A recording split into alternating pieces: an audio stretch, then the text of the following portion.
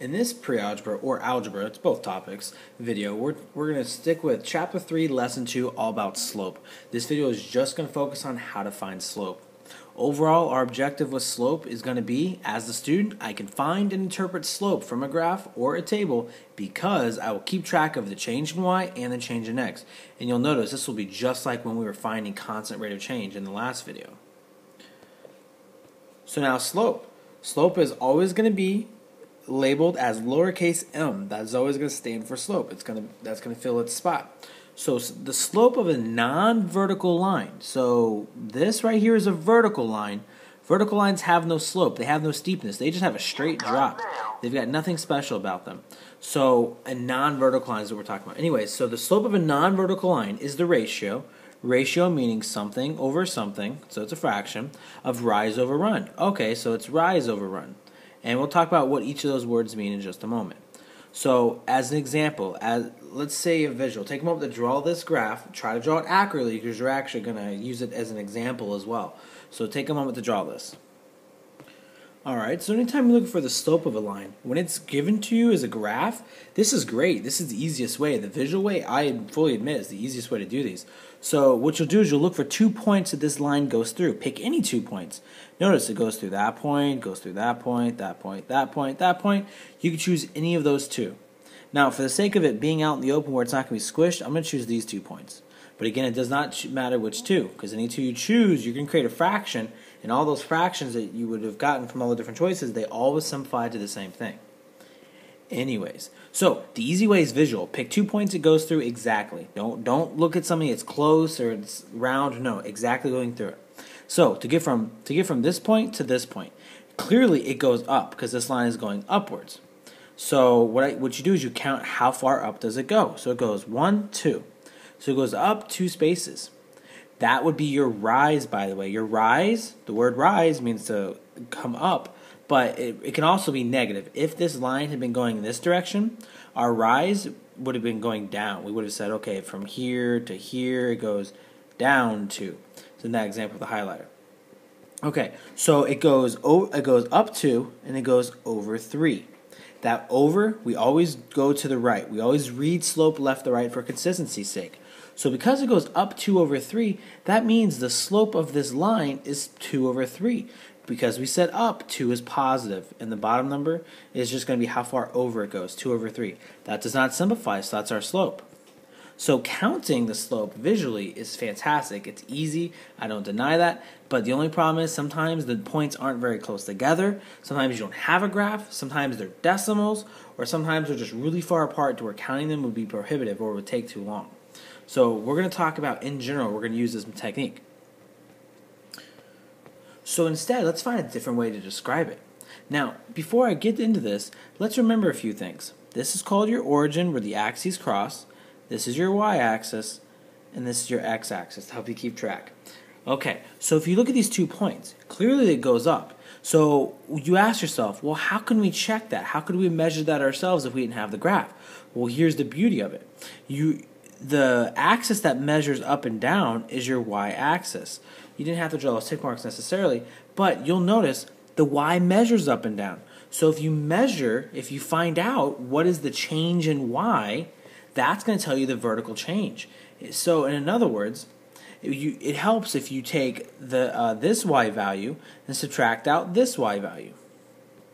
Now I suppose it's time I talked about how to name these. You have 2 points. You have point 1 and point 2. So to be more specific, you have an xy coordinate that is point 1. You have an xy coordinate that is point 2. So here's what we're going to do. We're going to call this one x1, y1. This one's going to be called x1, y1. And remember, ordered pairs are a number, comma, a number inside of parentheses. Now label the other one as x2, y2. Okay, so in other words, the point that is furthest to the left, notice this one is further to the left, this one is further to the right. The one that's furthest to the left, that's always going to be x1, y1. Honestly though, it's not the end of the world if you name these backwards. It's still going to work as long as you keep track of your negatives, but I'm just trying to give you one consistent way of always looking at it.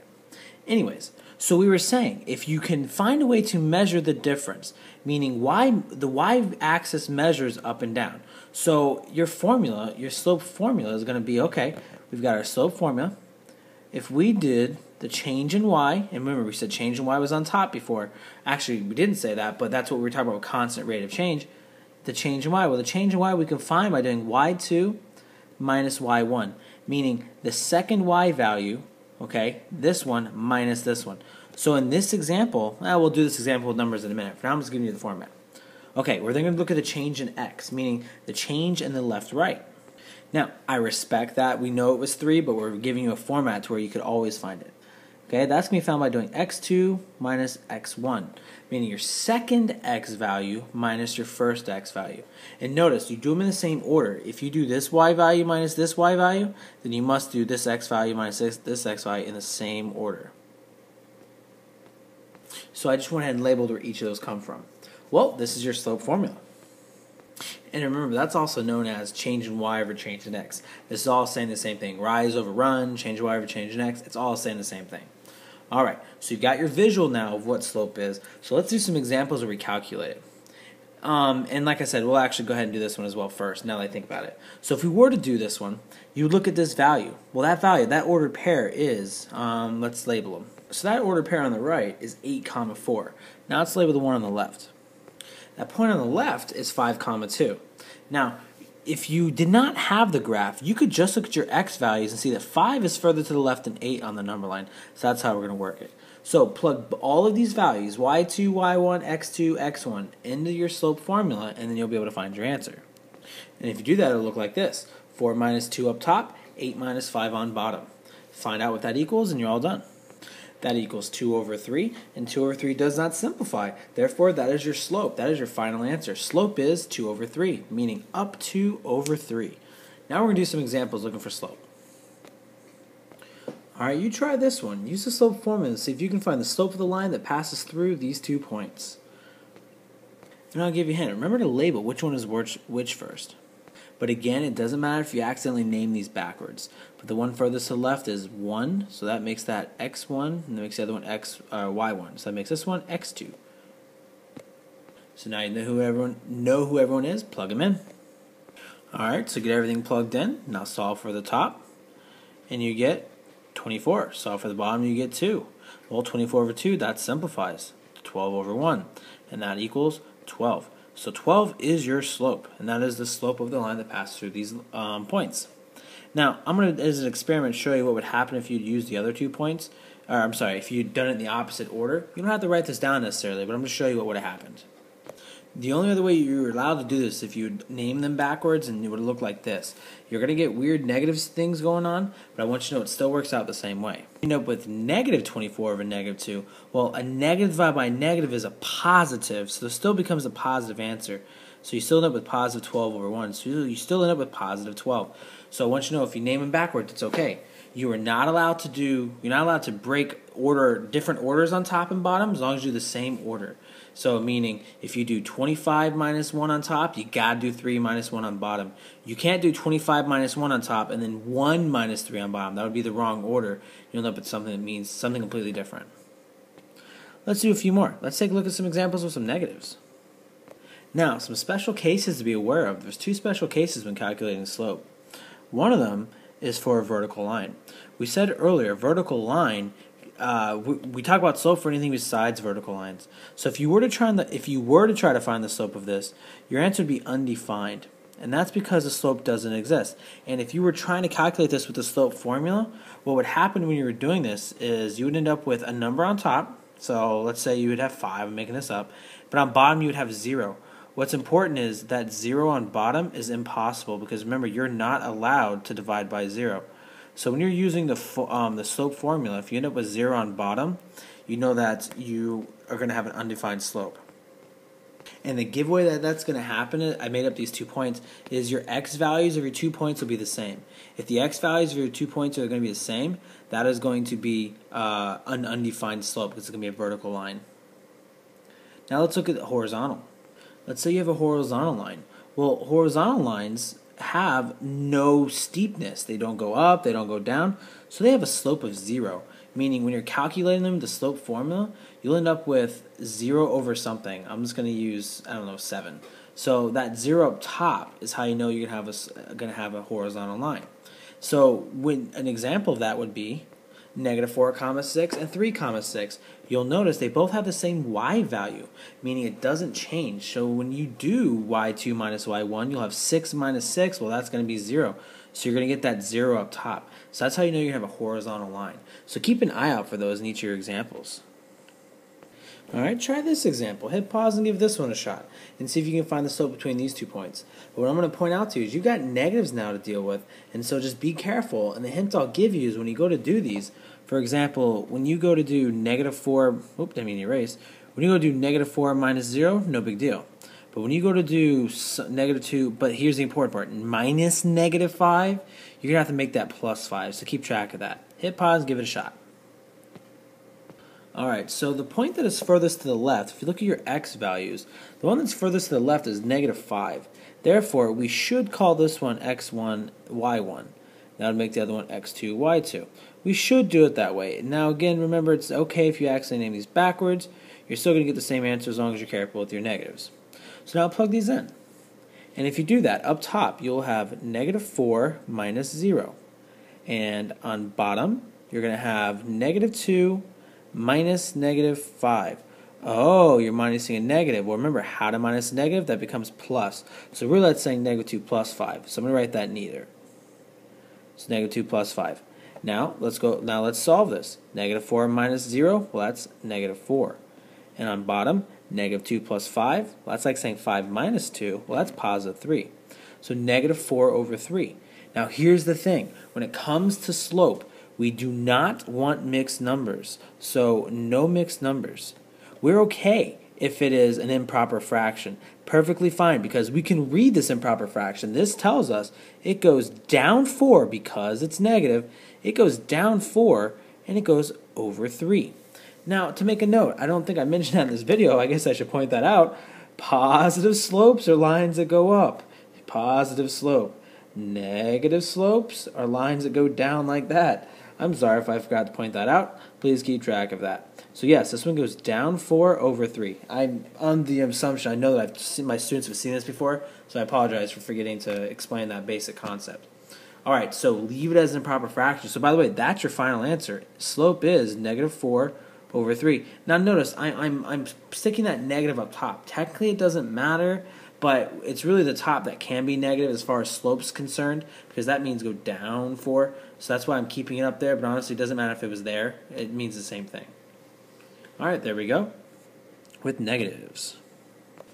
So I want you to try these 2 examples. Let me squeeze that slope formula in there.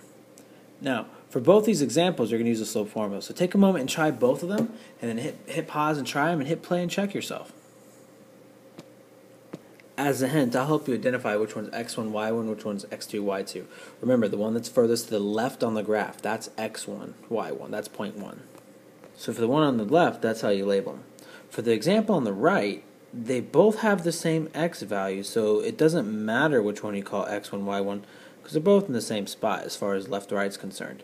Oh, hint, hint, that might mean something. That might be one of those special situations. Alright, so hit pause and try as you haven't done so already. If you go to do the one on the left, you get 2 minus 2 up top, and on bottom you get negative 2 minus negative 4. Oh, minus negative, you got to remember that means add, so that's negative 2 plus 4. Alright, so let's see what this equals, and we're ready to go. Up top, 2 minus 2, that's 0. On bottom, negative 2 plus 4, well, that's positive 2. You can think of that as 4 minus 2, so we get positive 2. So 0 over 2. Well, 0 over anything is just 0. So that means we're dealing with a horizontal line for this example. We're dealing with a horizontal line. That's the answer to number, I didn't number it. That's the example, the answer to the example on the left. Now hit pause and try the one on the right if you haven't done so already. Alright, so for that one up top we have 5 minus 3 plugged into their spots. Now on bottom, gotta do it in the same order, 1 minus 1. So let's see what that equals. Up top, 5 minus 3 is 2. On bottom, 1 minus 1 is 0. Uh-oh, we're trying to divide by 0. That's not possible. So that means slope is undefined. It doesn't exist. We don't even give it a number because we can't do it. So that means we're talking about a vertical line. So that's what they look like when you're solving it happens. Alright, I want you to try each of these questions, and I'm going to squeeze that slope formula in there again for you. And And once you try each of these, hit pause, give them a shot. I'll give you a hint. They will be fraction answers.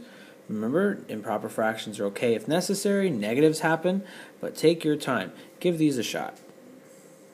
Oh, and by the way, you might find these questions in your assignment somewhere. Hint, hint. I started by labeling everything for you. So the one furthest to the left is the one that's going to be x1, y1. This one's negative. That's definitely further to the right than 5. Remember, the x-coordinate is who measures left and right. That's why I'm only looking at the x value. Hit pause and try these if you haven't done so already. So for the first example, you get -1 minus -4. Oh, minusing a negative, so that means add. Same thing happens on the bottom, minusing a negative, that means add, so turn those into plus signs. So up top, -1 plus 4, well that's positive 3. On bottom, 2 plus 4, well that's 6. So we end up with 3 over 6. Well hey, 3 over 6 simplifies to 1 over 2. So that means our slope is 1 over 2. That means it goes up 1 and then over 2. That was kind of sloppy. Try the one on the right if you haven't done so already. Okay, just remember on bottom, you minus a negative becomes adding a positive, so it becomes 5 plus 3. Alright, let's see what this is going to give us.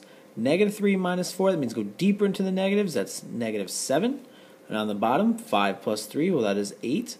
So -7 over 8. That fraction does not simplify. Therefore, our slope is -7 over 8. That means it goes down 7 and it goes over 8. That's what that means.